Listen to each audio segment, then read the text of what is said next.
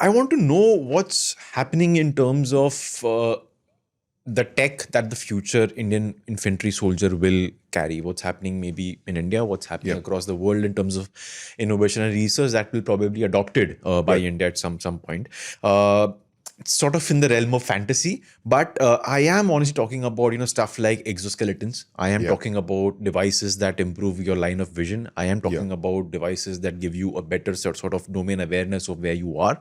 I am talking about stuff that is sort of futuristic. I'm not talking about cyborgs yet, but I am talking about because there has been some research done here and there on stuff like that. In India, for example, I was very surprised to find out it's not really high tech per se, but the DRDO and Tata had developed something that was called as a passive exoskeleton, which is supposed to support an infantry soldier's body structure and give him sort of extra strength, perhaps. It's not really, like I said, very high tech in that in the sense that I'm asking the question to you. But yeah, in the future, maybe a few years from now, maybe a decade from now, will the infantry soldier look like what he or she looks like right now, or is there going to be massive change over there? What do you foresee over there? We've already seen the future infantry soldier, Dave. You have seen it. I've seen it in a movie that came out in 1987. Right. It's one of the most astounding science fiction films that has ever been made. It's a movie called Predator. Right. So the Predator, which is the creature, that alien creature that comes in, is actually the soldier of the future. Right. That's what it's going to be like.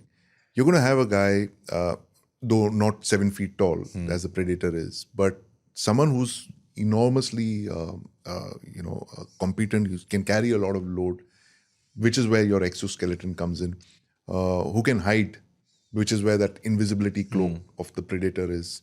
He's got all his weapons on his body, including FPV drones. I don't think the first movie had a drone, but I think the third or the fourth movie, they were launching drones from their back. So this guy's got a cannon on his thing. He's got the Predator vision, which is basically a thermal imaging camera where he's got a helmet, and that's the most important thing, where his entire face is covered and protected, right?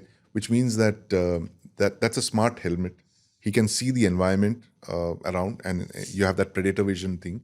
And his face and his ears and his eyes are protected from the environment.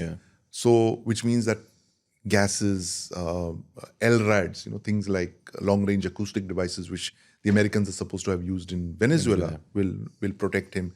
So it's a very well-protected soldier who's invisible as well.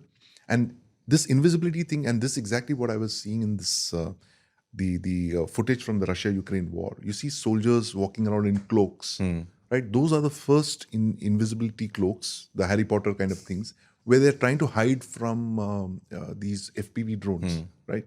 And these FPV drones are the most lethal at night because they're picking up all these soldiers with heat emissions. Heat signatures. They're literally droning them out, right?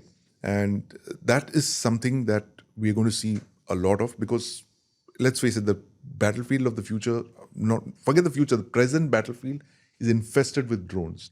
And if you're going to protect yourself, you have to be invisible, right? So you need to have that special suit that is going to, cloak your body emissions, thermal signatures, heat signatures, reduce all of that. So you'll have to be invisible, and you have to be mobile at the same time.